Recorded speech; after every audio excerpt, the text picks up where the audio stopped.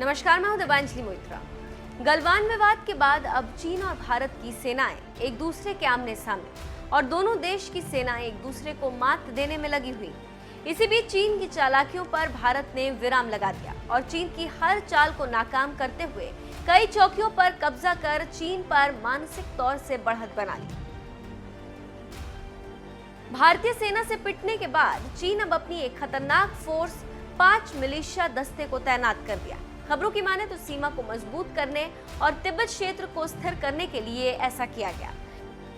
यहाँ पर एक जानकारी देते चले कि मिलिशिया मूल रूप से पीएलए का एक आरक्षित बल है। मलेशिया युद्ध की परिस्थितियों में ये तैनात किए जाते हैं और पीएलए को सैन्य अभियानों में मदद करते हैं। चीनी मिलिशिया स्वतंत्र संचालन करती है और पीएलए को युद्ध समर्थन और जनशक्ति प्रदान करती है। ये पर्वतारोहियों, बॉक्सर्स, स्थानीय फाइट क्लब के सदस्यों और अन्य लोगों का अनियमित मिश्रण है। इसके अधिकांश सदस्य स्थानीय आबादी से लिए जाते हैं।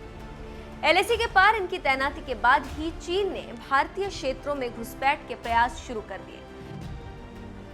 खबरों की माने तो चीन और भारत के बीच सीमा पर तनाव बढ़ता ही जा रहा। इधर भारत और चीन के बीच 29-30 अगस्त की रात हुई झड़प के बाद वायुसेना प्रमुख ने पहली बार सीमावर्ती हवाई ठिकानों का दौरा किया। Air chief marshal RKS Bhadauria ने बुधवार को पूर्वी वायु कमान की तैयारी का जायजा लिया। वायुसेना प्रमुख ने अपनी यात्रा के दौरान वायु योद्धाओं से मुलाकात की। वहीं थल सेना प्रमुख जनरल मनोज मुकुंद नरवणे लेह पहुंचे। घटना के 4 दिन के भीतर 2 शीर्ष अधिकारियों के सीमा पर पहुंचने से चीन की घिघी बंधी हुई। नरवणे ने कहा कि उन्हें हालात का बखूबी अंदाजा है और उन्हीं के इनपुट्स पर सरकार आगे की राजनीति तय करेगी।